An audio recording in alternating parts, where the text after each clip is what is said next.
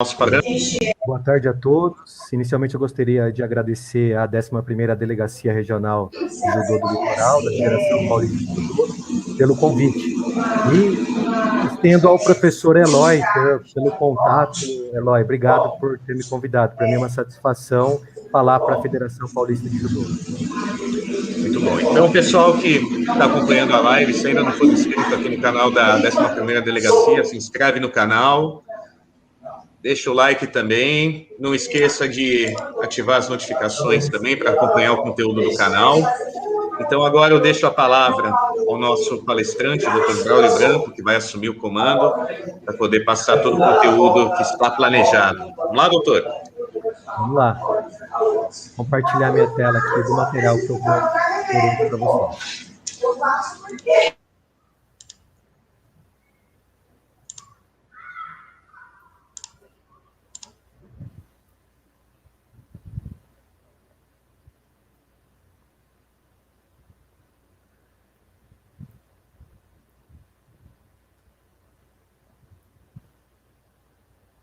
Boa tarde a todos.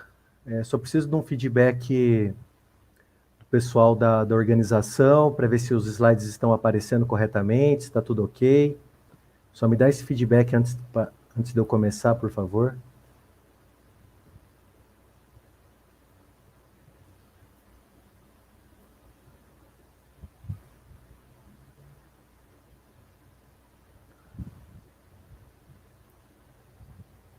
Então, é uma satisfação, novamente, poder falar para a Federação Paulista de Judô. Eu irei falar um pouquinho com vocês hoje sobre preparação física para atletas de judô. Então, meu nome é Braulio Henrique Magnani Branco, sou faixa preta segundo Dan, na Federação Paranaense de Judô. Tive algumas oportunidades de competir em São Paulo, principalmente na região ali de Assis, Marília, Bastos, que fica perto aqui da região que eu moro em Maringá. Sou professor da Unicesumar, em Maringá, e doutor em Educação Física pela Escola de Educação Física e Esporte da USP, da Universidade de São Paulo. Então, para hoje, o que nós vamos discutir um pouquinho? Nós vamos falar um pouquinho sobre preparação física dentro de alguns tópicos. Eu vou falar um pouquinho sobre capacidades físicas. Vou discutir com vocês aspectos relacionados também a respostas fisiológicas e, além disso, a avaliação da aptidão física. A gente vai falar sobre a avaliação da aptidão física específica para atletas de judô e vou fazer também algumas proposições de exercícios, tá?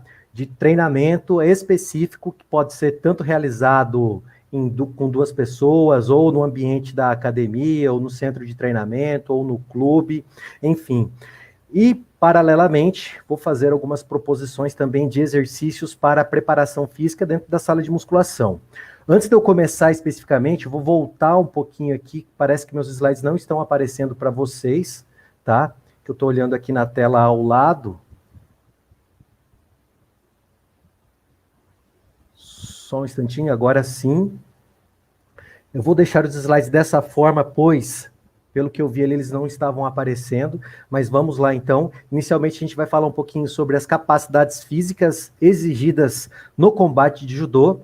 Dentro delas a gente pode falar sobre a força máxima, sobre a potência muscular, sobre a resistência muscular localizada, sobre a flexibilidade, a aptidão anaeróbia e a aptidão aeróbia.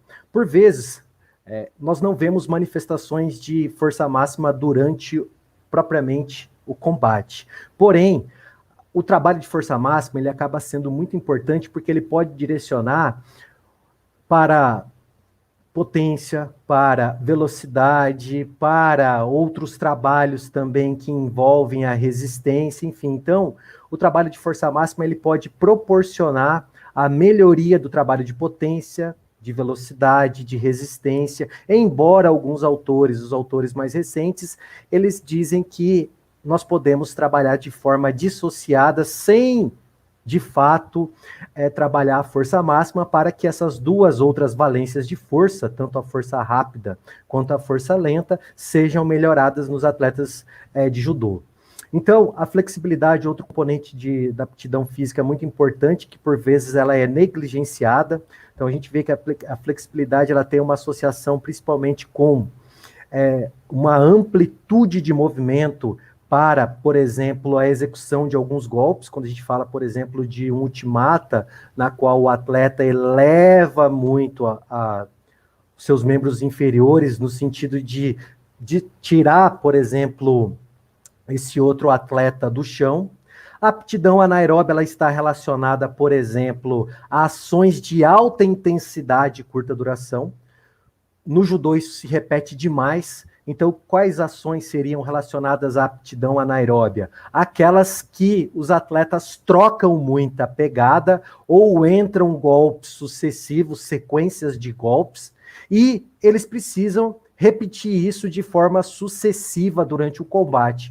Alguns autores já têm chamado a aptidão anaeróbia, já têm trocado esse nome de aptidão anaeróbia para uma relação entre aptidão de esforços intermitentes. Ou seja, essa aptidão anaeróbia ela não é realizada uma vez só. Então, o atleta ele tem que ter a capacidade de repetir esses esforços em alta intensidade durante várias vezes em uma luta.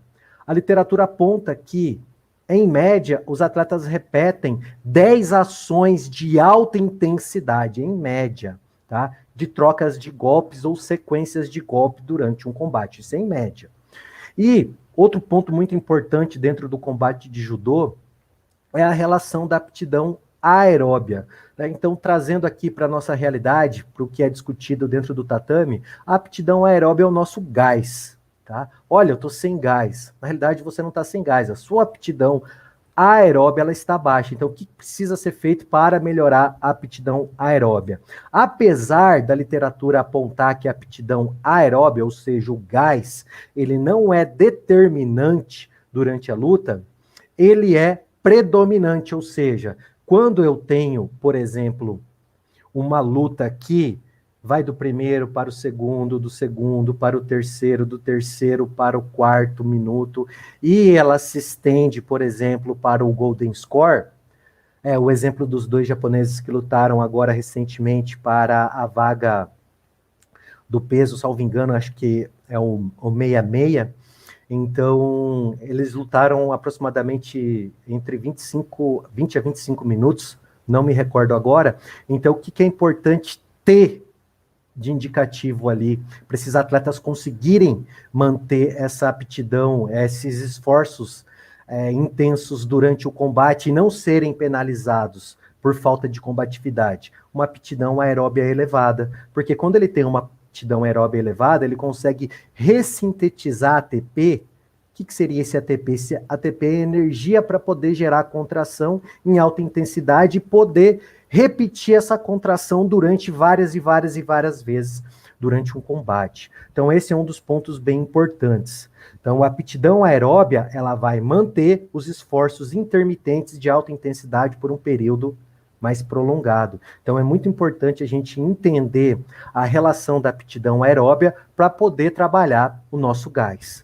E não é porque a gente tem que trabalhar o nosso gás que nós vamos sair correndo, tá? Com aquele efeito, por exemplo, de assistir os filmes do Rock Balboa. Então, a gente tem estratégias para trabalhar a aptidão aeróbia de forma específica. E qual seria essa relação de trabalhar a aptidão aeróbia de forma específica? É o que eu vou apresentar para vocês nas proposições de atividades. Então, dentro disso, né, como eu tinha comentado anteriormente, nós temos a relação da potência muscular. Então, dentro da potência muscular, o treinamento de força, ele vai trazer a melhoria desses componentes. Então, mesmo que eu não consiga mover essa carga, eu tenho que ter a intenção de mover essa carga o mais rápido possível. Então, eu vou ter que tentar fazer isso com muita velocidade, mesmo com que eu não consiga, tá? Então, esse é um dos indicativos. E, dentro da preparação física, por vezes nós vemos o que é um aspecto muito resistente dos atletas que acreditam que, se eles fizerem o treinamento de força, eles vão hipertrofiar, e se eles hipertrofiarem, considerando que eles estão no limite superior da categoria, eles podem depois sentir dificuldade para voltar para a categoria original que eles competem. Mas o que a literatura traz de informação para a gente? Que o treinamento de força máxima, ele não promove hipertrofia em até pelo menos 12 semanas de treinamento. Então eu posso colocar esse tipo de treinamento como rotina na minha preparação física para melhorar alguns componentes de aptidão física dos atletas de judô. Pessoal, quando eu falo de força máxima, eu não estou falando de treinamento para hipertrofia. Então, o treinamento para hipertrofia muscular, eu tenho que ter muito cuidado quando eu fizer esse tipo de treinamento. Eu só vou utilizar esse treinamento caso eu precise subir o atleta de categoria, então eu vou utilizar a hipertrofia, ou se caso o atleta apresente um percentual de gordura corporal elevado. Então, eu consigo trocar a massa gorda pela massa magra. Então, a massa gorda não é um tecido metabolicamente ativo. Então, não é interessante que esse atleta de judô apresente um percentual de gordura elevado, porque isso vai atrapalhar o rendimento físico esportivo dele durante a competição e até mesmo durante os treinamentos. Então, esse é um ponto muito importante que a gente tem que ter claro. Se eu quero trabalhar hipertrofia muscular com um atleta de judô, eu tenho que analisar qual é o percentual de gordura corporal desse atleta, quanto esse atleta está acima ou abaixo do limite superior da categoria e se de fato eu tenho essa possibilidade de ajuste. Senão essa etapa de hipertrofia dentro do planejamento do treinamento, ela vai ser transpassada, vai ser pulada, eu não vou fazer isso. Outra questão também que nós precisamos analisar dentro desse método de treinamento, quando eu uso, por exemplo, a hipertrofia, se o meu atleta necessita desse componente, eu não posso trabalhar como um fisiculturista, eu vou ter que olhar para os principais grupos musculares envolvidos durante o combate de judô.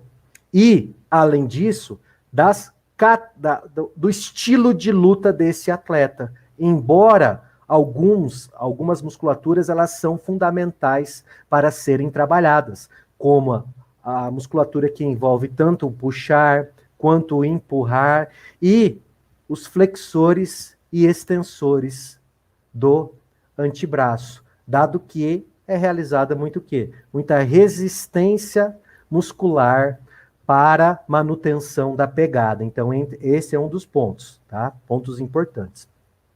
Então, descendo aqui, né, existe a premissa, pelo menos na região que eu me encontro, que os atletas de judô, eles não podem realizar treinos de força máxima, porque se eles realizarem treinos de força máxima, eles vão se tornar lentos.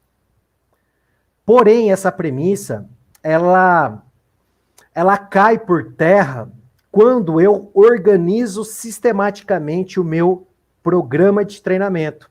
Então, quando eu inserir esse programa de treinamento, na qual eu envolva a força máxima como componente, o que seria a força máxima, pessoal? Quando eu trabalho com cargas próximas a 100% de uma repetição máxima.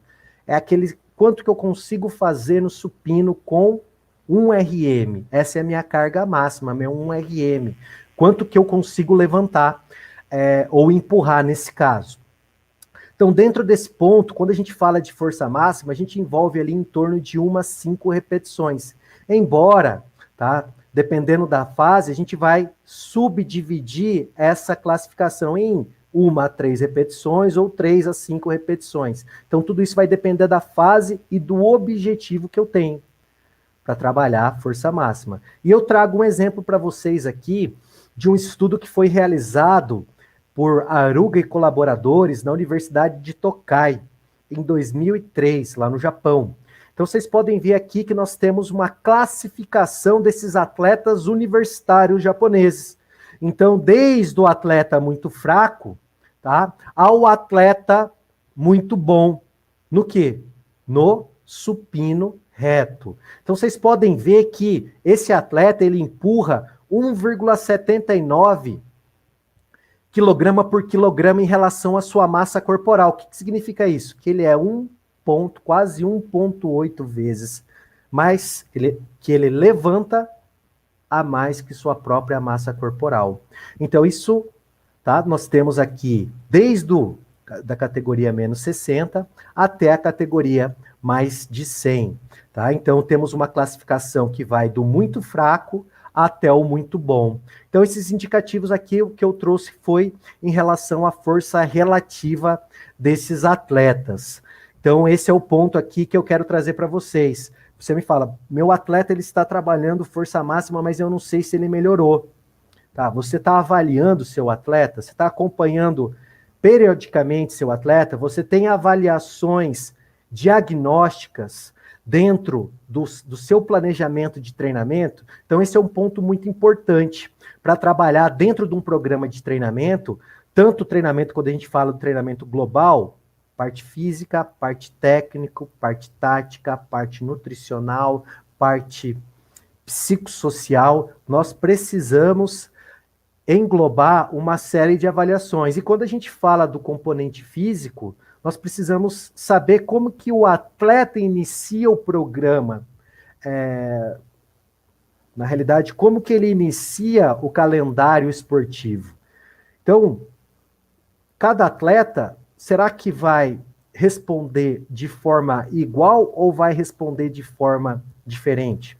Então, a gente tem que analisar tanto componentes, né, relacionados à individualidade biológica desse atleta, como que esse atleta se encontra em relação aos aspectos físicos, qual que é a composição corporal desse atleta, qual que é a relação de força desse atleta, qual que é a relação de resistência desse atleta, qual que é a relação da força rápida, da potência muscular desse atleta, tanto de membros superiores quanto de membros inferiores, da aptidão aeróbia e anaeróbia, para a gente poder delinear um programa de treinamento físico esportivo. E até mesmo dentro do treinamento específico de judô, direcionar blocos de atividades para os atletas que precisam, por exemplo, melhorar certas capacidades físicas. Então, dentro de um treino, eu não preciso deixar todos os atletas treinando de forma igual. Se eu tiver os parâmetros de avaliação desses atletas, eu consigo direcionar, por exemplo,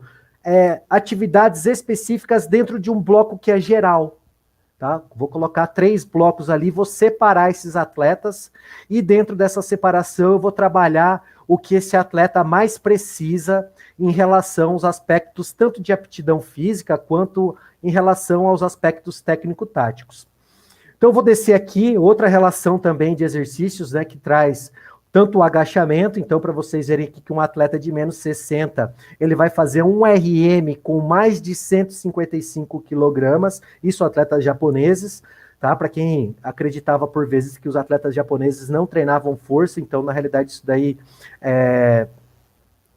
tá equivocado, tá? Então temos essa relação para cada categoria aqui, tá? Não vou ficar me delongando nesses valores, mas também trago aqui para vocês os valores do Power Clean. Professor Índio está presente, boa tarde, Índio. Então, o Índio é especialista aqui em relação aos exercícios aí do LPO. Então, temos aqui alguns exercícios também, algumas classificações para os valores, desde o muito fraco até o muito bom, tá? Então, pontos importantes. Eu tenho que andar com esses valores, eu não tenho valores ainda de brasileiros, tá? Então a gente não tem uma classificação para se nortear dentro do Brasil em relação ao teste de um RM dinâmico, que foi o que eu apresentei para vocês no supino, no agachamento e no exercício Power Clean. Dentro desse aspecto, o que a literatura também aponta para a gente? Que a força isométrica máxima de atletas de judô, ela difere conforme o nível competitivo. Então, isso é um outro ponto importante para a gente nortear programas de preparação física para os atletas de judô. Olha que interessante aqui, em relação à força isométrica máxima de preensão manual. O que a literatura aponta? Olha, atletas de nível internacional apresentam tendência de terem valores de força isométrica máxima de preensão manual maiores que atletas de nível estadual. Outro ponto também que a literatura aponta para a gente é que a força isométrica máxima de tração escapulohumeral ela é mais elevada em atletas de nível internacional quando comparado, por exemplo, a atletas de nível estadual. Então eu já vejo que eu tenho que trabalhar bastante a musculatura relacionada aqui, por exemplo, com o meu deltoide, com o meu trapézio. Então eu tenho que colocar esses exercícios também dentro do meu programa de preparação física. Por que, Braulio, você fala isso? Porque eles acabam discriminando, eles não vão ser determinantes, porque determinantes envolvem uma série de fatores ali que, técnicos, táticos, da preparação mental desse atleta, enfim, não é apenas ser forte. Ser forte é um dos componentes que podem distinguir os atletas, tá? Então, dentro desses aspectos que eu passei para vocês, tanto a força isométrica máxima de preensão manual, quanto a força isométrica máxima de tração escapulohumeral, tá? Ela difere de atletas de nível internacional quando comparado a atletas de nível estadual. Outra situação aqui é que nós temos essa relação dessa somatória. Então, olha aqui, quando eu somo a mão esquerda com a mão direita, esse atleta de judô, ele tem uma força relativa 1,8 vezes maior que sua massa corporal. E quando a gente fala, por exemplo, de lombares, tá? Lombares, a força isométrica máxima de tração lombar, esses atletas têm 2,6 vezes mais força quando comparado à sua massa corporal. E quando a gente fala de membros inferiores, quais são os valores excelentes? 2,63 vezes sua respectiva massa corporal. E a relação escapulohumeral, ela tem uma relação de 0,74 ou 0,75%, tá? Ela não vai atingir os 100% da massa corporal desse atleta, porque o envolvimento de massa muscular aqui também é menor. Então, Júlia, você perguntou qual a importância de trabalhar a parte posterior da coxa, a musculatura. Tá. Aí você me pergunta o quê? Hipertrofiar essa região ou você fala de força máxima? Qual é o ponto que você se refere? Aí, tenta ser específica para eu conseguir responder um pouquinho rápido daí para você, tá?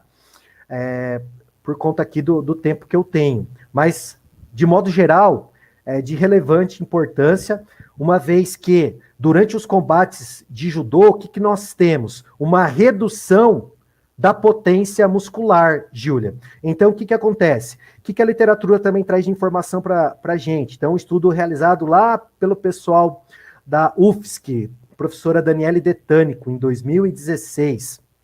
O que eles fizeram? A cada combate simulado de judô, na época com duração de 5 minutos, os atletas realizavam o salto com contramovimento, que é um salto que nós conseguimos fazer uma inferência da potência muscular de membros inferiores antes do combate e após o combate. E o que foi visto por esses autores? Eles viram que combates sucessivos de judô promovem o quê? Promovem um decréscimo da potência de membros inferiores.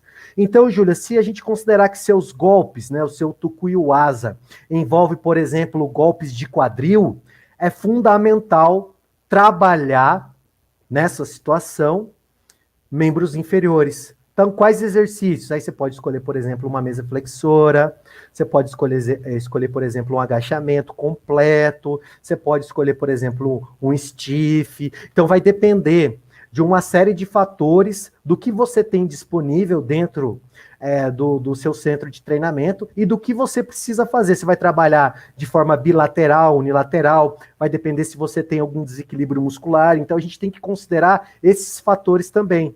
Tá? E esses fatores, por vezes, a gente consegue visualizar o quê? Na avaliação. Eu não preciso ter, por exemplo, um dinamômetro isocinético, que é um equipamento padrão ouro que vê desequilíbrio muscular, que é utilizado, por exemplo, em processos de retorno às competições dos atletas, que eles perdem essa relação de agonista e antagonista, tá? Ela fica bem desequilibrada e também fica desequilibrada em relação ao membro que foi operado e ao membro que não foi operado. Então eu tenho que analisar uma série de fatores para eu poder falar o exercício que você precisa de fato fazer, tá? Mas como que a gente consegue fazer na nossa prática diária, tá? Então, prática diária. Então, nas avaliações dentro da academia, avaliações custo-efetivas, eu posso mensurar as circunferências. Vamos supor que a Júlia tem a coxa direita e ela tem 60 centímetros na coxa direita e na coxa esquerda ela tem 50 centímetros. Aí já me traz uma inferência que eu preciso fazer uma avaliação diagnóstica mais aprofundada e certamente eu vou precisar trabalhar aquele lado esquerdo de forma isolada para buscar o equilíbrio entre o lado direito e o lado esquerdo, tá? Então, esse é um dos indicativos. Tá, essa relação da potência muscular, o que a gente pode fazer para manter o ritmo inicial? Vou trazer algumas estratégias de como a gente pode trabalhar a potência muscular, Sensei Davis, daqui a pouquinho. Vou dar alguns exemplos de como que a gente pode inserir isso dentro do programa de treino, tá? Então, olha que interessante aqui, pessoal. E quando a gente fala da potência muscular, trazendo um pouquinho sobre o que eu estava falando anteriormente, linkando já com o que o professor Davis falou, essa relação de um teste que é chamado de salto com contramovimento, que é Counter Movement Jump. E o que a literatura também tem apontado para a gente? Que os atletas de nível nacional e internacional, eles apresentam uma potência de membros inferiores mais elevada quando comparado aos atletas de nível estadual. Aí você fala assim, tá bom, Braulio, mas você coletou isso onde? E onde você pode falar, como que você pode afirmar que esses atletas de nível estadual, eles são de fato de nível estadual? E esses atletas de nível nacional são de fato atletas de nível nacional? E esses atletas internacionais são de fato atletas internacionais? Essas coletas foram realizadas em São Paulo, pessoal. Então a gente girou ali no Pinheiros, no Paineiras, no Palmeiras, no Corinthians, no Projeto Futuro. Enfim, nós giramos ali em 8 clubes de judô, tá? Da cidade de São Paulo.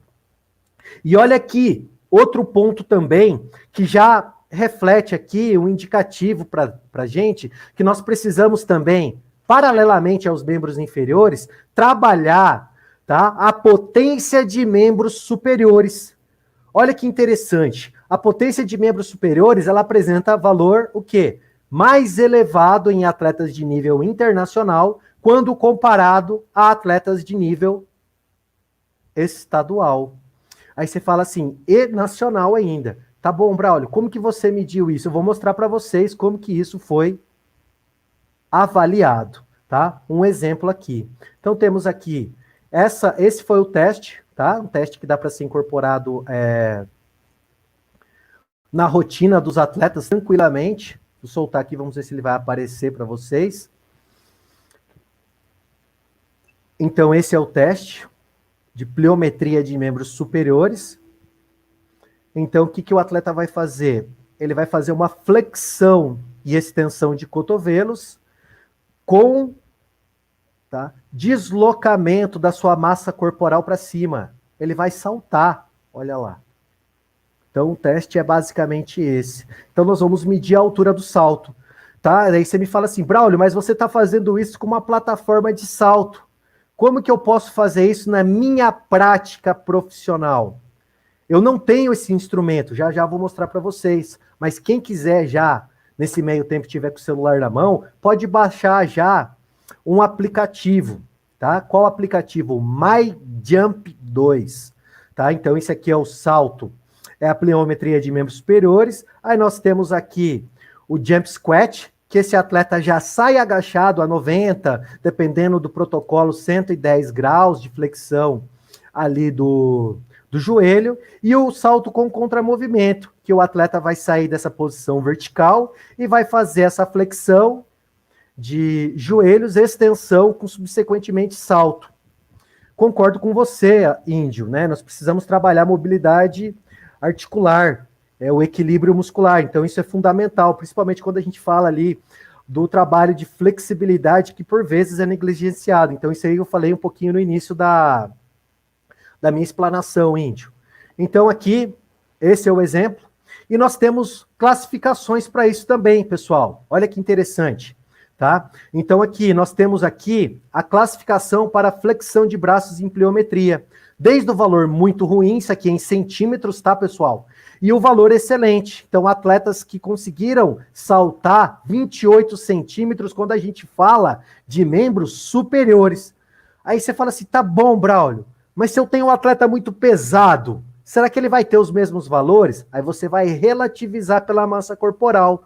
E aí nós temos outra tabela aqui, que você pode multiplicar o peso corporal, por exemplo, do índio, pelo valor que ele atingiu durante o teste. Então a gente tem um valor relativo, que multiplica centímetros pela massa corporal. Então, deixa eu ver. Não.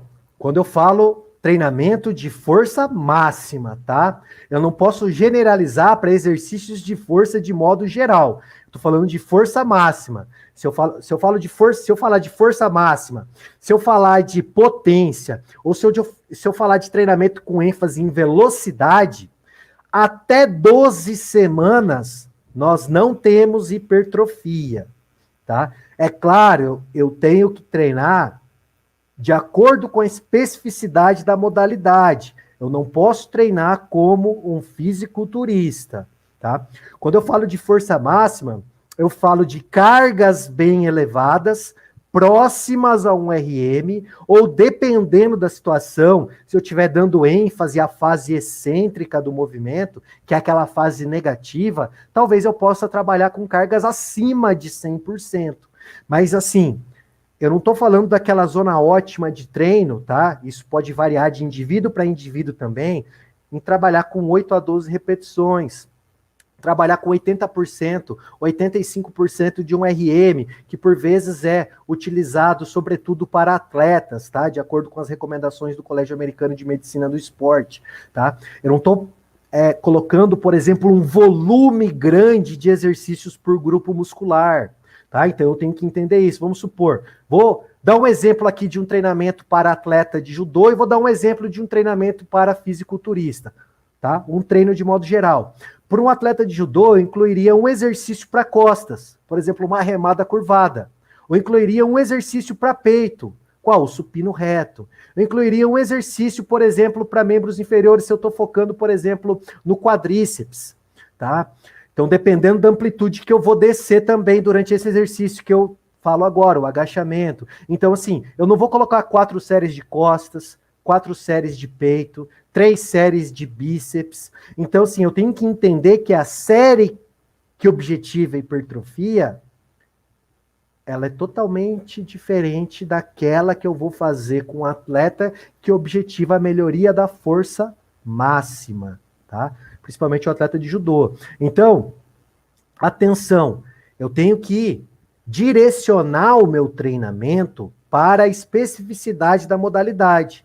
Atletas da mesma modalidade, por vezes, eles têm que treinar diferente. Por que eles têm que treinar diferente? Porque eu tenho que avaliar esse atleta, eu tenho que identificar a necessidade desse atleta e, subsequentemente, eu tenho que direcionar o programa de treinamento resistido para ele. Tá? Então, só esse ponto. Se não ficou claro, me pergunta novamente, que daí eu respondo, a gente troca um feedback, tá? Aí a gente faz esse feedback novamente. Então, aqui nós temos outro indicativo, tá? Passando aqui agora para o salto com contramovimento. Então, dentro do salto com contramovimento, aqui eu tenho valores desde o muito ruim até o valor excelente. tá? Então, aqui, do valor de 25,4 centímetros, excelente, acima de 43,5 centímetros, tá? Então, eu tenho esses valores. O salto com contramovimento eu mostrei para vocês. E temos aqui o Jump Squat, tá? O Squat Jump, aliás, desculpa, falei invertido aqui para vocês, pessoal. Então, é Squat Jump. Então, ele vai desde 23,4 a 41,3 para os valores excelentes. Tá? E como que eu meço isso? Né? Como eu tinha comentado anteriormente aqui com vocês, ó, eu vou usar, né, como parâmetro o MyJump. Quem quiser utilizar essa tecnologia, acredito que você vá pagar ali em torno de R$19,90, uma vez só, para adquirir esse MyJump. Tem tanto para iOS quanto para Android. Então,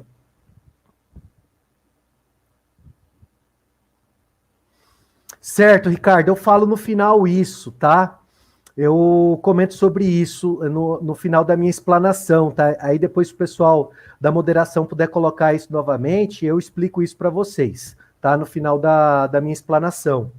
Então aqui, como eu tinha comentado com vocês, pessoal, olha aqui que diferença tem eu dar ênfase, tá, ao aspecto da curva força-velocidade, tá? Eu tenho aqui, ó, na letra A, tá? Eu tenho carga maior. Quando eu tenho cargas bem elevadas, o que eu vou perder durante o meu treino? Eu vou perder o aspecto relacionado à velocidade. Quando eu tenho, por outro lado, cargas bem baixas no componente de força, o que vai acontecer? Eu vou dar ênfase no aspecto relacionado à velocidade. Se eu tenho cargas elevadas, eu perdi velocidade. Se eu tenho cargas mais baixas, eu aumentei a velocidade.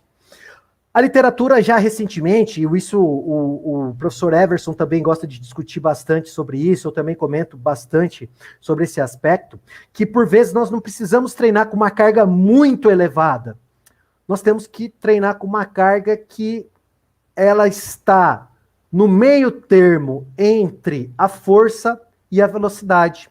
E essa carga, ela é chamada de carga ótima. Então, eu posso trabalhar dentro de zonas ótimas do meu treino. E nós temos aplicativos também que conseguem, por exemplo, mensurar a velocidade da barra, e a partir da mensuração da velocidade da barra, a gente consegue proporcionar o direcionamento de uma carga que esteja de acordo com a curva força-velocidade. Então, trabalhando dentro dessa carga ótima, eu vou enfatizar tanto o componente de força quanto o componente de velocidade. É claro, não é tão simples assim, tá? Eu estou tentando simplificar nesse momento para a gente, para eu poder explicar isso mais a fundo numa próxima oportunidade. Dentro da relação de resistência de força, nós conseguimos também trazer esse aspecto para o tatame. E como que a gente pode fazer isso no tatame? Tá? A hora que eu trouxer as proposições de exercícios, eu vou mostrar isso para vocês. Mas olha que interessante, né? Por que é importante, então, a gente trabalhar tanto a força isométrica, a resistência de força isométrica, quanto a resistência de força dinâmica? Porque elas diferem entre atletas de nível estadual e atletas da seleção brasileira. Então, o que acontece? Atletas da seleção brasileira, eles fazem mais repetições dinâmicas quando comparado a atletas de nível estadual. Então, eu já vejo que esse componente de trabalhar a resistência de força dinâmica, ela pode ser um componente que vai me ajudar dentro da competição. Tá? E ela discrimina o atleta de menor nível competitivo quando comparado ao atleta de maior nível competitivo. Aí você fala assim, tá bom, Braulio, que interessante. Então eu vou começar a avaliar a resistência de força isométrica e a resistência de força dinâmica. Mas como que eu faço isso? Como que eu aplico isso na minha prática? Você pode aplicar de acordo com esse slide aqui. Aí nós temos aqui o nosso modelo, professor Pedro Dias, que gentilmente cedeu essas imagens para mim. Então, nós tiramos essa foto lá na Universidade Estadual de Maringá. Então, nós temos o exemplo aqui de como que nós podemos fazer. Então, aqui a gente tem um grip que é feito com um kimono, com um judogi, mas eu posso já usar propriamente o meu judogi para fazer esses testes, dando um intervalo de 15 minutos de um teste para o outro. Pessoal, atenção, eu não posso repetir. Se ele não fez adequadamente o primeiro teste, eu não posso repetir esse teste e colocar esse teste como o meu valor de referência, tá? Porque eu tenho que considerar o processo de fadiga, tá? Então, eu tenho que estudar muito bem o protocolo para depois, subsequentemente, aplicar esse protocolo na minha prática. Então, nós temos aqui a classificação também. A classificação, basicamente, tá? Vou responder essa pergunta que é rápida, o professor Luciano. Então, qual seria a diferença? A diferença seria em relação ao percentual de um RM. Essa é uma diferença grande que eu tenho do treino de força máxima para o treino de hipertrofia.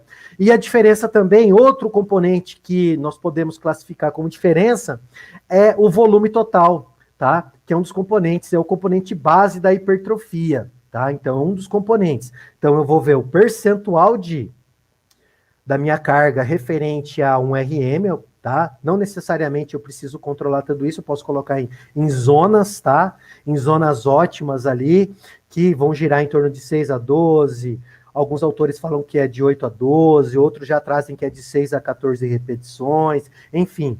Eu posso trabalhar com essas repetições máximas, mas um ponto, então, que eu tenho que ressaltar nesse aspecto. O percentual dentro daquela zona de trabalho de um RM. Então, se eu estiver trabalhando com cargas muito altas, 90%, 95%, 100%, o que vai acontecer? Esse tipo de trabalho ele é focado em força máxima. Tá? Esse tipo de trabalho, no máximo até 12 semanas, as evidências trazem uma margem ali de 8 a 12 semanas, nós não temos hipertrofia. Tá? Agora, quando eu falo de hipertrofia, eu estou trabalhando com um percentual de um RM em torno de 85%. Alguns autores giram em torno ali de 70% a 85% quando a gente fala de atletas. Saúde e qualidade de vida é outra coisa aqui, aí não é uma questão que a gente vai entrar nesse momento, tá? Mas aí eu tenho essa questão dessa zona ótima de repetições, desse percentual em relação a um RM, tá? Eu posso escolher essa vertente de um RM, eu posso escolher essa vertente em relação ao número de repetições e eu tenho a relação do volume também, tá? Então, eu tenho esses componentes que eu tenho que analisar dentro de um programa de treinamento. Então, existe uma distinção entre o treinamento para a força máxima, visando a força máxima e visando, por exemplo, a hipertrofia muscular. Então, aqui, voltando ao ponto dos valores de classificação, eu tenho aqui valores para o teste isométrico e para o teste dinâmico, que vão desde o muito ruim até o excelente. Então, a gente pode ver que o atleta que não consegue manter uma sustentação igual a 10 segundos no judogi, o que acontece com ele? Ele está classificado como muito ruim. E aquele que faz mais de 63 segundos, ele está classificado como excelente. Tá? Então, nós temos a mesma relação para o teste dinâmico, tá? Desde o muito ruim até o excelente. Tá? Pessoal, qualquer coisa vocês me perguntam, a hora que eu fechar eu abro novamente aqui os slides para vocês. Para mim está aparecendo perfeitamente. Se tiver alguma dúvida em relação a esse aspecto de hipertrofia, a gente discute no final, tá bom? Então, assim, o ponto que eu comentei com vocês em relação à distinção de hipertrofia e a distinção de força máxima, eu dou mais ênfase no final, aí vocês podem me relembrar sobre esse aspecto. Eu já tinha citado um componente de relação preparação física mais específica, Haroldo. Eu penso no seguinte.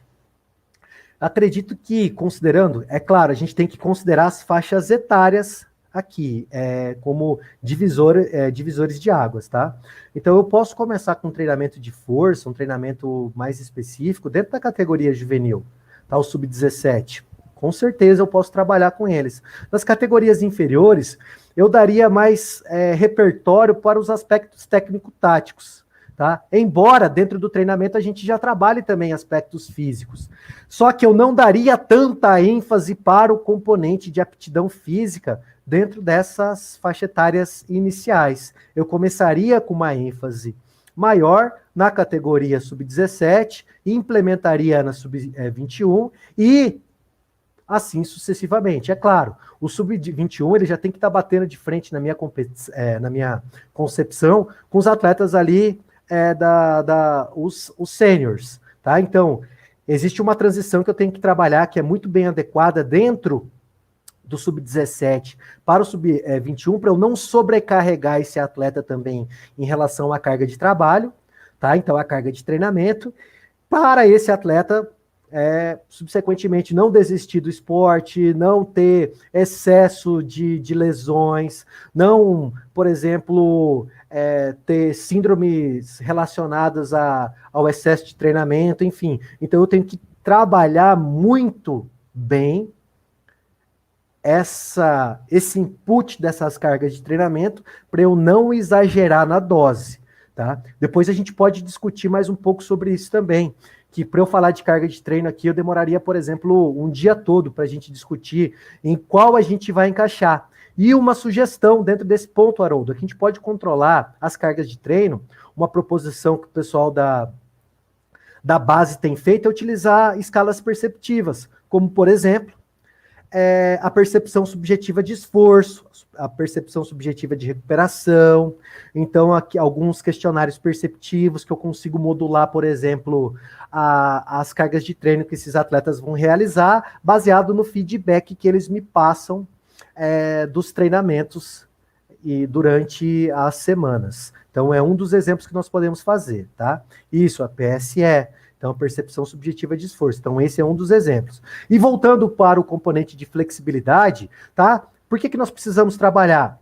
Tá? Para focar ali na melhoria da amplitude na realização de alguns golpes, em ações de passagens, ações na guarda, enfim. Então, esses são alguns componentes que a gente tem que se atentar também dentro de um programa de treinamento.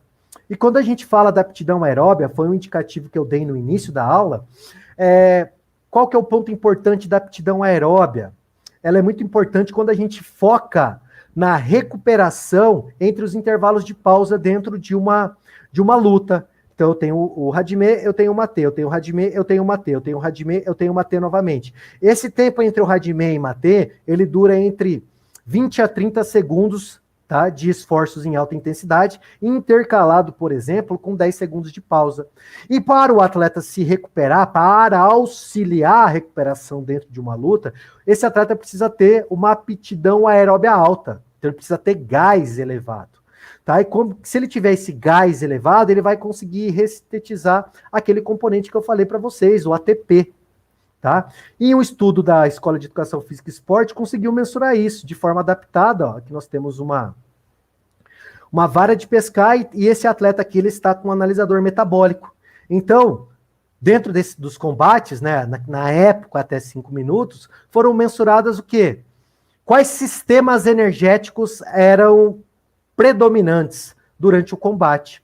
E o que foi visto? Foi visto que desde o primeiro minuto de luta, nós temos uma participação do sistema aeróbio mais elevado quando comparado ao sistema glicolítico, ao sistema ATP-CP. Só para lembrar, o que é o oxidativo? O oxidativo é o aeróbio. O que é o glicolítico? O glicolítico é o anaeróbio lático, que vai usar glicose como substrato energético. E o que é o ATP-CP? É o nosso anaeróbio alático, tá? Então ele não usa, em termos, tá, a glicose como substrato energético, tá? Em termos. Outro momento a gente discute um pouquinho mais sobre isso também. Então, olha que interessante. E o que esses autores discutiram aqui nesse estudo? Que a proporção de demanda sobre o sistema aeróbio ela aumenta minuto a minuto. E é interessante ter um sistema aeróbio elevado para o atleta conseguir ressintetizar ATP. Quando ele consegue ressintetizar ATP, a gente já linka para a aptidão anaeróbia. Qual que é a relação da aptidão anaeróbia? É a relação que o atleta precisa manter os esforços em alta intensidade. Ele precisa repetir as entradas de golpe, as sequências que ele vai executar durante o combate de forma sucessiva. Porém, o aeróbio ele não é determinante, mas ele vai ser predominante. E se ele tiver elevado, ele auxilia o anaeróbio a manter a alta intensidade. Então esse atleta, ele não perde, entre aspas, o volume de luta conforme os minutos do combate vão aumentando, tá? Principalmente quando a gente fala desse atleta aí para um golden score e manter essa intensidade, não perder por Shido. Então, pontos importantes, pessoal. O aeróbio, ele vai ser sempre predominante, mas o que vai ser determinante no combate de judô vai ser o anaeróbio, tá? Então, ponto importante. Trazendo agora para as respostas fisiológicas. Olha só que interessante. Uma pergunta que eu faço para vocês, que eu faço também para o Haroldo, que eu faço para o Everson Índio, que eu faço aí para o Cristiano também. Pessoal, vamos lá. Será que, olha que interessante, o lactato sanguíneo, ele é um marcador de utilização da via glicolítica, que é o anaeróbio lático. Tá? Eu tenho aqui no Randori, em estudos diversos que foram feitos desde a década de 90 até a década de 2010, simulações de luta, Randori, competições oficiais. E o que o Randori apresenta como característica? Uma característica mais contínua, sem pausas ou sem matês que são dados pelo árbitro. Nessa característica mais contínua, a intensidade da luta cai. Pensem no lactato não como marcador de fadiga, mas o lactato como marcador de intensidade.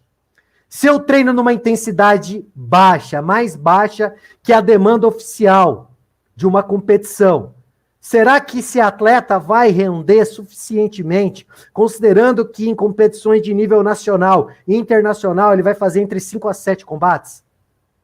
Analisem. A frequência cardíaca tudo bem, ó, ela não oscilou aqui entre o Randori, simulação de luta e competição oficial. Mas o lactato oscilou. Ele quase dobrou. Então, será que se eu treinar numa intensidade mais baixa, eu vou conseguir competir numa intensidade mais alta, mesmo que eu estiver fazendo na academia 15 Randores? Na luta eu vou fazer de 5 a 7. Só que a intensidade vai ser maior. Adianta eu fazer 15 numa intensidade menor? Isso no período competitivo? Estou próximo da competição? Uma pergunta que eu faço para vocês. E trazendo aqui, dentro da avaliação da aptidão física, pessoal, olha, pontos interessantes. O que nós podemos mensurar a aptidão física do atleta sem recurso? Vamos supor, eu estou dentro da minha academia, o que eu posso fazer? Nós temos o Special Judo Fitness Test, que é chamado de Sterkovics, ou Joga-Joga, nós podemos usar ele. Nós podemos usar o teste de barras, tanto isométrico quanto dinâmico. Nós podemos utilizar os saltos. E nós podemos utilizar o Chikomi Hikidashi, que seria a entrada básica durante 40 segundos. E eu vou contar o número de repetições que esse atleta fez. Tá? Entenderam? Nós podemos fazer isso. Aqui está o Special Judo Fitness Test. Depois, se vocês quiserem maiores informações sobre o Special Judo, eu vou fazer uma gravação sobre o teste, eu subo isso no YouTube, eu mando para vocês. Eu não vou apresentar o teste nesse momento, porque demoraria muito tempo para a gente discutir ele aqui, tá?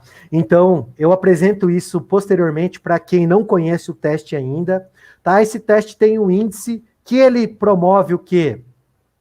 Ele consegue distinguir atletas de maior e de menor nível competitivo. Então, atletas de menor nível competitivo, eles vão ter um índice pior. Atletas de maior nível competitivo, eles vão ter um índice melhor. Então, a gente consegue verificar esse ponto. Então, esse é o estudo que foi utilizado do Chikomi Hikidashi, foi realizado pelo professor Fabrício Boscolo Delvec, colaboradores. Inclusive, esse protocolo tem sido utilizado pela base também. Tá? Esses testes que eu coloquei anteriormente aqui são realizados pela base, tá? Então, são propostas para a gente aplicar isso na rotina nossa de avaliações e ter parâmetros para poder direcionar a nossa prescrição de exercícios. E eu vou mostrar agora para vocês algumas proposições de exercícios, tá? Alguns no tempo que a gente tem. Intensidade ideal durante o tapering, o Haroldo, o que a gente precisa fazer? No tapering é uma fase que nós vamos diminuir volume e intensidade. Então vai depender muito do que você estava fazendo nas fases anteriores. Então você tem, vamos supor, a literatura aponta ali 4 tipos de tapering. Então você vai escolher um dos métodos, né? Nós temos step polimento, nós temos ali a linear, a decadência lenta, a decadência rápida, tá? Isso em relação ao volume e intensidade. Então, nós temos várias opções com relação a esse aspecto. Então, eu tenho que analisar como que foi o implemento de cargas durante o processo de preparação física, quanto tempo eu tenho para fazer esse tapering, tá? Porque, de fato, por vezes a gente não tem o tempo ideal, por vezes a gente diminui a carga de treino uma semana antes da competição. Então, será que esse atleta, né, se é isso que você, né, é o que eu imagino que você queira chegar. Será que eu vou diminuir o volume e intensidade durante essa pequena fase de tapering para esse atleta, entre aspas, melhorar o desempenho dele? Alguns autores chamam de supercompensar. Será que eu vou melhorar o desempenho dele na prova? Então, tem uma série de fatores que eu preciso analisar também. Eu tenho que analisar se esse atleta está perdendo peso, se ele está fazendo uma ingestão correta dos macronutrientes e dos micronutrientes, como que ele está treinando, tanto dentro da preparação física como fora da preparação física, nos aspectos técnico-táticos. Então, como que está a alimentação desse atleta, como que está a relação da perda de peso, quanto de peso esse atleta precisa perder, se é que de fato ele precisa perder. Então, assim, eu preciso analisar esse aspecto. Então, se você perguntou dentro de estudos comparativos, tem sim, tá? Então, isso a gente pode também discutir em outro momento. Então, aqui, olha que interessante, ó, posso trabalhar, como que eu vou trabalhar? Vamos supor, ó, estou em isolamento social, sou um atleta master e eu não quero me expor. Como que eu posso fazer dentro de casa? Arrumo elásticos, ou alta intensidade, numa relação de esforço 20/10, você pode fazer sombra, tá? Então, você pode fazer 10 séries com 2 blocos de 20/10. Então, você faz 20 segundos de Utcomi em alta intensidade, descansa 10. 20 segundos de Utcomi em alta intensidade, descansa 10. E repete isso 10 vezes, tá? Em 2 blocos. Dá um intervalo de 5 minutos e volta novamente. Pode fazer com projeção, se você tiver parceiro, ou pode fazer sem projeção. Então, o que é interessante para a gente trabalhar a aptidão cardiorrespiratória? E também a aptidão anaeróbia. Usar golpes grandes, tá? Evitar golpes pequenos quando a gente usa essa estrutura, 20/10. Aí por que, Braulio? Evitar golpes pequenos. Porque nós utilizamos menos nossa aptidão cardiorrespiratória em golpes pequenos quando comparado a golpes grandes, tá? Esse é um exemplo. Pessoal, eu vou passar um pouquinho mais rápido aqui para eu abrir depois uma discussão para a gente. E eu vou deixar esses slides para vocês, tá? Aí o professor Eloy passa isso para vocês e a gente discute um pouquinho, vocês podem ver esses protocolos e se por acaso vocês quiserem aplicar eles, aí eles vão estar à disposição. Aí aqui eu tenho já a opção de dinâmico, tá? Então, como que eu posso fazer dinâmico? Movimentações, posso intercalar várias técnicas, sequências de golpe, evitando Sutemi Waza, tá? Então, evitando golpes de sacrifício, porque senão até eu levantar, eu vou perder tempo dentro desse aspecto desses 30 segundos. Tá? Então, eu vou fazer exercícios, né, específicos, Utcomi específico em alta intensidade, durante 30 segundos, variando técnicas com um intervalo de 10 segundos entre si. Tá? Então, aqui, como que eu posso fazer? 8 séries, 2 blocos, 5 minutos de intervalo. O que é o all-out, Braulio? Faça o mais rápido e intenso que você puder. Isso é all-out. Posso fazer aqui projeções sucessivas, como na Gekomi, por exemplo, usando aquela estrutura temporal do combate, numa razão 20/10, tá? Ou 30/10. Projeções sucessivas, vou dar ênfase principalmente aos componentes anaeróbios e aeróbio. Outra relação também que eu posso fazer é trabalhar numa estrutura temporal de 20 ou 30/10, tá? Entrando na maior intensidade possível. Quando cai a intensidade, eu paro. Tá? Caiu o desempenho, eu paro. Meu objetivo é focar no desempenho. E também posso trazer implementos da sala de musculação para o treinamento. Então eu vejo, por exemplo, que o índio não consegue ter resistência de pegada.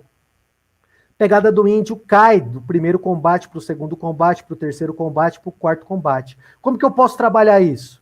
Vou trabalhar com exercícios de flexão, extensão de punho, numa razão temporal dentro da estrutura do combate de judô, e depois vou trocar pegada. Vou fazer o genérico, vou fazer o específico. Vou fazer o genérico, vou fazer o específico. Então essa é uma das opções que eu posso trabalhar, focando em resistência. Agora, trazendo para o exemplo de potência, não esqueci, me perguntaram anteriormente, como que eu posso fazer esse tipo de trabalho? Tá? Posso trabalhar com saltos verticais, 4 saltos verticais, subsequentemente eu faço 4 projeções envolvendo a mesma musculatura. Tá? Então eu vou dar ênfase a quadril, ou pernas, enfim. Posso utilizar faixas, plintos, saco búlgaro, slam ball, enfim, eu posso utilizar recursos que eu tenho dentro da minha academia. Tá? Então esses são alguns exemplos. Posso usar também exercícios que mimetizem técnicas, trazendo para o aspecto voltado para especificidade. Tá? Vou lá, faço 4 power cleans e depois faço 4 projeções com o Moroto Seu Enak. Tá? Então esse é outro exemplo também. Também posso utilizar aqui, ó, eu tenho que analisar quais grupamentos musculares vão estar sendo utilizados. Então, vou lá, faço o apoio de braços, ó, se considerar que eu quero melhorar a minha relação de potência no Outigari, faço 4 flexões em pliometria e depois eu vou fazer 4 projeções de Outigari. Tá? Então, eu posso trazer esses componentes de preparação física e linkar eles dentro do treinamento lá no tatame. Outra situação que eu posso treinar de resistência muscular por exemplo, aqui os flexores e extensores de forma genérica, que é o exemplo que eu posso trabalhar, tá? Então, alguns exercícios que podem ser feitos dentro da sala de musculação. E aqui trazendo para os aspectos finais, que daí eu abro para perguntas e depois para o pessoal moderar a nossa discussão. Então, pessoal, eu tenho que entender muito bem, né, trazendo para o ponto da hipertrofia que vocês perguntaram no início da nossa discussão, é que o atleta pode primeiro? Como que eu vou saber se o atleta pode? O índio luta até 73 quilos. O índio está pesando 73 quilos. Eu vou fazer um treinamento a longo prazo para o índio hipertrofiar? Será que é interessante? Será que é interessante o índio ganhar 5 quilos de massa musculoesquelética se ele tiver com 7% de gordura corporal? Aí você fala, pô, é interessante. Sim, se eu quiser subir o índio para a categoria até 81. Porque se eu já tiver o atleta no limite superior da categoria e o atleta tem um baixo percentual de gordura corporal, eu tenho que analisar muito bem se eu posso trabalhar a hipertrofia. Se existe alguma musculatura que está necessitando de hipertrofia, mas eu não vou trabalhar isso de forma geral. Eu tenho que analisar a especificidade de cada atleta. Foi por isso que eu tinha comentado anteriormente. Não é porque os atletas são da mesma categoria, eles têm a mesma faixa etária, que eles vão treinar de forma igual. Eu tenho que fazer a distinção desses atletas. Quais são as necessidades deles? E as necessidades eu vou analisar como? Eu vou analisar baseado na avaliação. Então, pensem nesse aspecto. A avaliação vai ser a base para todo o direcionamento das nossas atividades. Sem avaliação, a gente vai muito na tentativa e erro. Tentativa e erro. Posso acertar? Posso, mas por vezes eu também posso errar. Tá? Então, pessoal, esses são os meus contatos, né? Então, esse aqui é o ResearchGate, é um portal acadêmico que vocês conseguem seguir pesquisadores, baixar artigo desses pesquisadores. Então, o meu cadastro lá está com o Braulio Henrique Magnani Branco. Também estou no Facebook, estou no Instagram e meu e-mail é esse. Se vocês quiserem entrar em contato comigo para tirar alguma dúvida, para me questionar em algum aspecto, para me pedir alguma referência, para discutir, aprofundar alguma questão que nós não conseguimos abordar dentro dessa 1 hora, então eu tinha 1 hora para falar com vocês, eu fico à disposição para maiores esclarecimentos. E também fico à disposição da delegacia regional para poder explanar sobre qualquer outro assunto relacionado à preparação física. Nós vamos organizar um evento em abril de 12 horas, tá? Sobre demandas físicas e metabólicas, manual de avaliação, tecnologias em treinamento esportivo, montando treinos, organização, prescrição e monitoramento e estudo de casos, tá? O professor Everson Indy vai estar presente aqui com a gente também, e eu fico à disposição daí para poder entrar mais a fundo nesses aspectos e fico aberto para questionamentos, tá? Estou à disposição de vocês para a gente poder conversar sobre treinamento agora, tá? Então, vou fechar essa minha apresentação e estou à disposição para a gente poder conversar.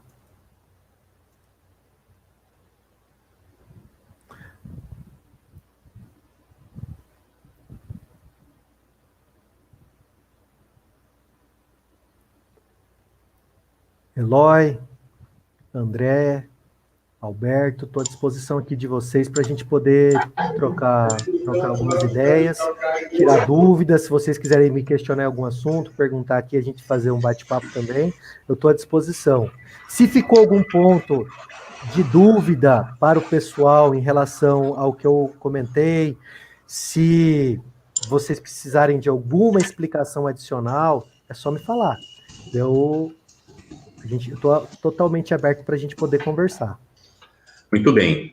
Bom, a gente tem algumas perguntas aqui que chegaram agora, né? Eu estou dando uma olhada aqui para ver qual delas ainda não foi respondida. Então, eu vou deixar uma pergunta aqui na tela, que foi feita pelo professor Ari Cunha, que é a seguinte: para um condicionamento físico não técnico específico, é melhor trabalhar mais Randori, Uchikomi ou Shiai, ou uma combinação? Seria essa a pergunta. Então, por exemplo, Sensei Ari, essa é a minha opinião em relação a esse aspecto. Então, depende da fase. Estou no início da minha temporada, todos começaram a treinar agora. Aí o senhor fez uma avaliação com um atleta da sua equipe e verificou que esse atleta precisa melhorar, por exemplo, o condicionamento físico de forma geral. Considerando que a gente está em início de temporada, o que eu posso fazer? Eu posso fazer atividades de Uchikomi. Então, eu posso focar no Uchikomi, posso focar no Nagekomi, tá? Percentualmente, eu daria mais ênfase para esses dois componentes e menos ênfase para Randori ou Shiai. Se eu chegar mais próximo de uma competição, tá? Eu já inverteria essa ordem, traria mais para a relação da especificidade. Então, o que esse atleta vai fazer na competição? Ele vai fazer o quê? Ele vai para o Shiai. Ele vai para competição. Então, eu traria aspectos voltados para o Randori Shiai. Eu traria dessa forma, mas é apenas uma ideia. Tá? Agora, eu tenho que analisar isoladamente esse atleta. Posso fazer a combinação de todos? Posso. Na realidade, eu acredito que deve. Agora, percentualmente, eu daria mais ênfase aos exercícios inespecíficos no início e, no decorrer, aumentaria a demanda sobre os específicos. Não que todos são específicos nesse caso, mas mais específicos à realidade do combate. Muito bem. Mais uma pergunta aqui, professor Odovaldo.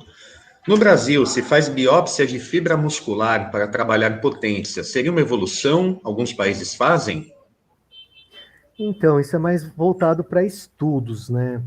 Dentro da educação física, a gente não tem essa habilitação, né? Teoricamente, para poder fazer biópsia. Nós precisaríamos de um médico conjuntamente com a gente para poder fazer biópsias. Isso daí na Escola de Educação Física e Esporte da USP, eu participei de alguns projetos que envolviam biópsia, Mas, no treinamento em geral, para a gente poder fazer a preparação física de um atleta, eu não vejo essa necessidade da gente fazer biópsia, tá?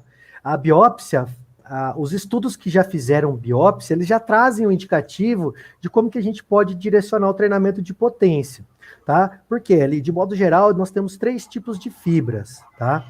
E, a grosso modo, alguns autores chamam de 2 tipos, que são as fibras do tipo 2, que são as anaeróbias, e as fibras do tipo 1, que são as fibras aeróbias. Mas as fibras do tipo 2, elas se subdividem em tipo 2A, que são também chamadas de glicolíticas.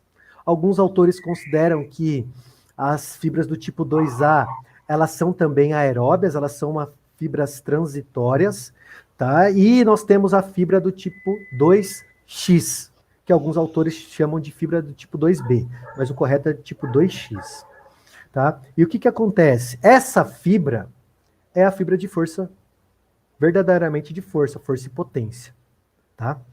Então, essa fibra, nós temos dentro de análises de cadáveres, grupamentos musculares que apresentam mais proporções de fibras do tipo 1 ou mais proporções de fibras do tipo 2. Só que eu não vejo necessidade de fazer isso para poder direcionar o treino. Eu direcionaria o treino baseado na avaliação. Olha, o Eloy está com pouca potência de membros inferiores. Como que eu posso melhorar a potência de membros inferiores do Eloy? Quais exercícios melhorariam potência de membros inferiores do Eloy? Tá? Baseado no quê? Eu uso aquele aplicativo, o MyJump. Às vezes a gente tem que descomplicar um pouquinho, tá? Não é porque nós não temos essa condição de fazer que nós vamos estar aquém, tá? Então, não vejo essa necessidade, sensei Osvaldo. Muito bom. Mais uma pergunta fazem. Vários países fazem, tá? Essa parte da pergunta eu não tinha respondido. Vou colocar mais uma pergunta aqui, então. Boa tarde. Pergunta do Giovanni Ribeiro. Boa tarde. Gostaria de saber, dentro dos planos de treinamento apresentados, qual se encaixaria num atleta master que tem uma rotina de treino de 3 vezes por semana? Uma boa pergunta. Tá. Então, Giovanni, dentro do treinamento, qual se encaixaria no atleta master? Todos se encaixariam no atleta master ali, sem problema nenhum. Só o que é o ponto que você tem que cuidar, Giovanni? Volume e intensidade, tá? Qual que é a carga de treinamento que você vai aplicar ao atleta master? Então, modula essas cargas. Esse atleta master, por vezes, ele pode aumentar a carga de treino, pode aumentar volume, pode aumentar a intensidade, com certeza. Mas você vai ter que preparar as estruturas mioarticulares dele, osteomioarticulares, para ele suportar a carga de treino. Tá? Então, primeiro eu tenho que preparar a base toda para depois direcionar esse atleta. Então, o trabalho de preparação é muito importante. Tá? Então, o que acontece? Né? Às vezes estou falando do que eu vivencio na minha região, tá? Talvez não seja o que vocês vivenciem na região de vocês. O que os masters fazem? Eles têm tempo para treinar judô 3 vezes por semana. Qual que é o aquecimento? Ele dá uma corridinha, ele alonga e depois faz um Chikome e vai para a área Randori. Ou já aquece no chão. Não é uma crítica, tá? Mas a gente tem que entender o seguinte: olha, esse atleta ele estava há 5 anos parado, ele resolveu fazer isso. Será que ele tem mais risco de chance de se lesionar ou não? Para já chegar fazendo um Randori numa intensidade elevada. No judô eu nunca ouvi falar sobre isso, né? A gente vai fazer um Randori soltinho. Isso aí é um papo que tem no jiu-jitsu. No judô, tá? Não é uma crítica ao jiu-jitsu também, pessoal. Eu também treino jiu-jitsu, tá? Mas, vamos fazer um soltinho. Eu nunca vi isso daí no judô. Eu também nunca gostei de fazer isso daí. Tá? Então, você deu risada, Eloy, mas você faz soltinho? Vamos fazer um Randori soltinho? Não existe isso. Então, assim, o que acontece? Eu acho que a gente tem que se preparar o nosso corpo, preparar as nossas estruturas articulares, musculares e cardiorrespiratória para a gente poder aumentar a intensidade do específico e o volume do específico, que é o que todo mundo quer chegar. Aí o Master volta, depois lá, eu dei o exemplo de 5 anos, que seja 1 ano, que sejam 6 meses, que sejam 3 meses. Ele parou totalmente. Ele já volta e vai para o Randori. Tudo bem se ele fizer o Randori. Mas ele aqueceu a musculatura adequadamente? Ele se preparou adequadamente? Quantos Randores ele fez? A musculatura dele de fato está preparada para aquela carga? Aí às vezes ele fica com muita dor. A dor muscular tardia depois. Aí no outro treino ele falta, tá? Então ele vai lá, tem 3 treinos por semana dos Masters de Santos, da Delegacia do Litoral, vamos supor. O atleta, ele vai, eu tô parado. Aí eu fui lá e trinquei o bloco com o Eloy. Aí eu trinquei o bloco com o Índio. Aí eu trinquei o bloco mais uma vez com outro atleta. Aí no outro treino eu já falto. Eu não dou sequência. Eu não dou continuidade. E um dos princípios que o treinamento esportivo traz pra gente ter benefício, é o princípio da continuidade. Se eu não tiver continuidade, eu não tenho ajuste. Aí eu tô mais susceptível a lesões. Então esse é o ponto. Quero treinar 3 vezes? Posso? Pode. Adequa. Hoje a gente já tem um conhecimento melhor sobre onde o nosso corpo vai chegar, ou pode chegar. Então, adequa. Segura. Vai voltar? Vai gradativamente. Então, começa mesmo sendo específico, começa com os Utcomes, faz uma preparação física com o próprio peso corporal, vários exercícios que a gente pode fazer com o próprio peso.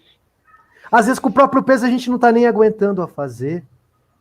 Por exemplo, flexão de braço, às vezes tem um atleta master que vai ter que fazer ajoelhado, depois gradativamente ele consegue tirar o joelho. Então a gente tem que pensar nisso. Agora tem atletas masters que estão competindo no mundial, então a gente vê uma turma master que é totalmente heterogênea. Então, dentro dessa turma que é totalmente heterogênea, eu tenho que adequar o treino. Não posso chegar aí com todo mundo igual. Eu tenho que direcionar. Ó, Braulio, o Eloy chega. Braulio, você voltou agora. Você vai para o grupo A. O grupo A são os totalmente descondicionados. Olha, Índio, você não está tão bem ainda, você vai para o grupo B. E aqui nós temos o grupo dos Masters que de fato estão competindo, o grupo C. Então eu vou fazendo a distinção entre eles. Porque no final das contas, vários que estão ali no grupo Master, o que eles querem? Socializar. Encontrar os parceiros de treino antigo. Então, é uma sugestão só, tá? Não tô, assim, é o que eu penso, tá? Não que eu esteja certo. A gente vai ter que adequar a nossa realidade ao que a gente vivencia. Eu não sei o que vocês estão vivenciando, mas eu estou fazendo assim, estou jogando ideia só para a gente refletir em relação a essa temática. Se quiser passar para a próxima. Vamos lá, tem mais uma pergunta aqui, vai ser a última pergunta então, para a gente poder fazer o encerramento. Uma pergunta do Sensei Mendes, que também aqui nos comentários foi pedida um reforço dessa informação pelo Sensei Danilo Gonçalves. A seguinte: antes de iniciar os treinos de força e velocidade, não seria útil fazer um bom trabalho para aumentar a flexibilidade do atleta? Ele é um treino interessante. Eu posso fazer isso concomitantemente também. Eu posso separar os dias, organizar isso nas sessões de treino. Eu posso trabalhar exercícios de velocidade com amplitude de movimento. Então, também posso. É possível. É possível integrar. Às vezes a gente tende a colocar em blocos tudo. Não estou falando que a periodização em blocos não funciona, mas a gente tende a blocar alguma coisa e achar que a gente só tem que fazer aquilo no treino. Mas eu posso trabalhar velocidade com amplitude. No multicome, por exemplo, de um Moroto Seoinage, de um Tani Otoshi, de um Harai Goshi. Eu posso colocar amplitude no meu Osotogari, principalmente, né, lembrando o Rogério Sampaio. E o que o Marcos, né, eu quero responder a do Marcos também, do Sensei Marcos Daúde. Né? Pois não, vou colocar na tela aqui. Tá. Então, o que eu faria? Isso aí é o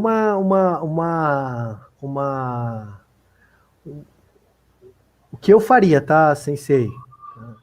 Eu treinaria mais wrestling. Eu iria lá chamar o pessoal do wrestling, você sabe disso. Você me fez a pergunta, eu treinaria o wrestling, tá? Então, perguntei só pra gente descontrair um pouco, mas eu faria isso, é o estilo deles, né? Então é muito abraçar, muito querer ir pras costas, muito abraço de urso, pegada diferente, pegada cruzada. Então eu treinaria o wrestling. Então, um dos exemplos. Tá? Não que eu só faria isso, mas uma dos treinos que eu gostaria de fazer é treinar o wrestling, porque me daria a base para isso. E trazer para o tatame situações, né? O método que o pessoal da pedagogia do esporte usa bastante é o método situacional, né? Trazer situações de luta para dentro do tatame. Vamos supor, o Daoud, ele luta com uma característica X, ele vai fazer a pegada, depois ele... Não sei exatamente como que você luta, Daoud, mas vamos supor que você vai pegar com a mão direita, depois você vai subir à esquerda, vai amassar. Como que eu vou matar para não deixar você me amassar? Tá? Então eu trabalharia com o método situacional. Crio situações que reproduzem o estilo de luta deles e colocaria num Yakusoku Geiko, colocaria num Randori, vou sair já numa posição desconfortável. Tá? Então eu colocaria isso. Qual que é a pegada que mais te deixa desconfortável de um atleta do leste europeu? É a pegada X. Então já vamos sair nela. Se escapou dela, vai voltar para ela. Se escapou, vai voltar para ela. Faço o randori de acordo com a situação. Então, é um exemplo, tá? É uma sugestão. Wrestling e o método situacional. Duas questões que eu trabalharia. Muito bom. Bom, já temos aqui 1 minuto e 20 de live, né? Então, a gente vai fazer o encerramento. Ao professor Braulio, muito obrigado pela palestra, pelos conhecimentos. Deixo a palavra para o senhor para as considerações finais, novamente. Obrigado. Agradeço a participação de todos, agradeço as perguntas, agradeço pelo convite da delegacia, agradeço a você, Eloy. Foi uma satisfação poder falar com vocês. Se vocês precisarem, eu estou à disposição. Eu sei que eu posso ter, talvez, falado rápido em alguns momentos, mas se algum ponto não ficou claro, entre em contato comigo, a gente discute, vou estar totalmente à disposição de vocês para poder esclarecer eventuais dúvidas. E mais na frente aí, depois das próximas palestras, se vocês quiserem um tema mais específico, que preparação física é amplo, eu tenho que trabalhar com todas as capacidades físicas. Se vocês quiserem outra temática para a gente poder discutir, eu vou estar à disposição, porque falar de judô é falar do que eu mais gosto. Tá? Então, obrigado. Obrigado, doutor. Lembrando a todos que nós temos um grupo no WhatsApp, a 11ª tem um grupo no WhatsApp referente às palestras. Aqui embaixo da tela está correndo a informação com o número de WhatsApp, que é o número do professor Eloy. Então, quem quiser entrar nesse grupo para ficar por dentro das palestras, dos formulários de inscrição, o número está correndo aqui embaixo da tela. Não se esqueçam também de se inscrever no canal, no nosso canal do YouTube da 11ª Delegacia Regional. E eu vou passar a palavra agora para o delegado regional, Sensei Alberto Bittencourt. Professor, por favor. O Eloy, depois eu mando para você os slides. Aí, se você quiser compartilhar com o pessoal, aí você fica à vontade, tá? Os slides a gente pode pegar em PDF, né, um documento PDF, e encaminhar direto no grupo de palestras ou para os interessados que mandarem um WhatsApp direto para o Sensei Eloy no número que está embaixo da tela. Então, Sensei Alberto, por favor, suas considerações finais. Bem, queria agradecer demais ao professor Dr. Braulio pela palestra que ele nos oportunizou a estar escutando e visualizando aí seus slides. Acredito que esse é um tema muito importante, né, e toda a capacitação, atualização independente da experiência dos professores e dos profissionais que estão visualizando essa palestra, foi de grande crescimento profissional. Queria agradecer também ao nosso diretor técnico, Eloy, por oportunizar as palestras que nós vamos estar desenvolvendo aí na nossa plataforma. Agradecer o André também por todo o suporte técnico aí durante essa palestra. E dizer que nós temos, né, a delegacia vai estar aí oportunizando mais palestras no decorrer desse mês. Acho que o Eloy vai estar passando aí para vocês, também pelo grupo do WhatsApp e agora. Professor, muito obrigado. Eu que no início da minha carreira do judô, trabalhei um pouquinho com preparação física, fiquei aqui emocionado em estar vendo essa palestra do senhor, porque a gente que desenvolve esse tema aí, adora, né, ficar vendo esse tipo de colocações. Muito obrigado, tá? Eu que agradeço, obrigado. Obrigado a vocês. Então, agora eu passo a palavra para as considerações finais para o nosso diretor técnico, Sensei Eloy. Bom, só agradecer, né? Agradecer demais aí, uma palestra que só enriqueceu, né, os conhecimentos, né? Queria agradecer aos 12 estados, né, do Brasil que tiveram atletas, professores que fizeram inscrição, né, para essa nossa primeiro ciclo de palestras, né, que a Delegacia Regional, a 11ª Delegacia Regional está promovendo, não só para os nossos atletas e professores da região, mas para todo o país e fora do país também, que tivemos uma inscrição de um professor de Portugal, né? E agradecendo também aos professores Kodanchas que participaram, né? Agradecer um professor do estado, né? O professor Torquato de Freitas, do Ceará, que está sempre atuante aí nas palestras, e agradecendo ao professor Ubirajara Mendonça, né? Aqui da nossa região, também professor Kodancha, e a todos os professores da nossa delegacia regional. E falando um pouquinho das próximas palestras, né? Nós teremos dia 20, palestra do professor Pedro Dias, professor que reside em Portugal, já esteve aqui no Brasil, e ele vai falar um pouquinho de treinamento, né? Já numa sequência aí, falamos um pouco de preparação física, né? Então, nós vamos falar um pouquinho de treinamento específico para as categorias cadete e juniores, né, que aqui no Brasil é sub-18 e 21, que é uma transição para a categoria adulto. E na sequência, dia 27, teremos também o professor Cristiano de Lima, que vai falar um pouquinho de exercício e envelhecimento, também numa sequência, né, da transição da categoria sênior para a categoria veteranos, que hoje a categoria veteranos também tem seu específico, o seu treinamento, né? E isso tudo engloba numa sequência. E encerrando, né, nesse dia 27, os ciclos de palestras de fevereiro. Para março, a gente já tem algumas palestras agendadas e brevemente a gente vai já colocar para vocês.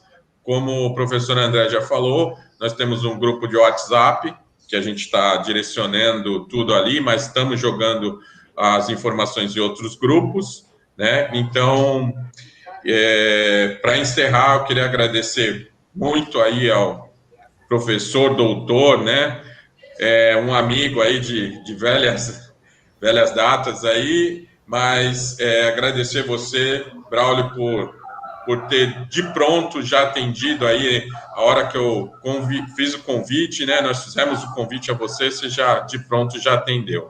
Agradecer ao André aí nessa parte aí de tecnologia e ao Sensei, né? Nosso delegado, Sensei Alberto, né? Que de pronto também já aceitou as nossas propostas, já que nós ainda estamos em tempos aí de pandemia, não podemos estar juntos, né? Essa palestra eu já assisti, né? A palestra do doutor Braulio, pessoalmente, acho que é uma dinâmica muito legal, e quem sabe em breve, né, a gente acabando com essa pandemia aí, com tudo, a gente consiga trazer e fazer essas palestras, né, pessoalmente. Acho que vai ser de grande valia, fazer uma tarde aí com um final de semana, dependendo da data, fazer aí um seminário, né, que já foi feito aqui em Santos, a nossa região também, não só de atletas, mas também como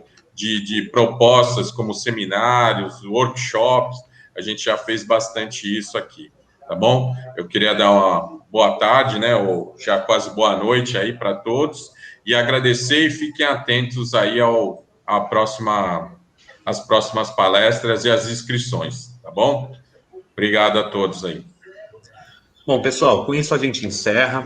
Lembrando mais uma vez que todos os que fizeram a inscrição dentro do prazo estabelecido através do formulário que foi enviado receberão o certificado de participação. O certificado será enviado pelo professor Eloy, então podem entrar em contato com ele pelo número que está aqui embaixo da tela. E assim a gente se despede. Muito obrigado a todos que assistiram. Tá? Aguardamos vocês na próxima palestra. Uma boa tarde a todos e até a próxima.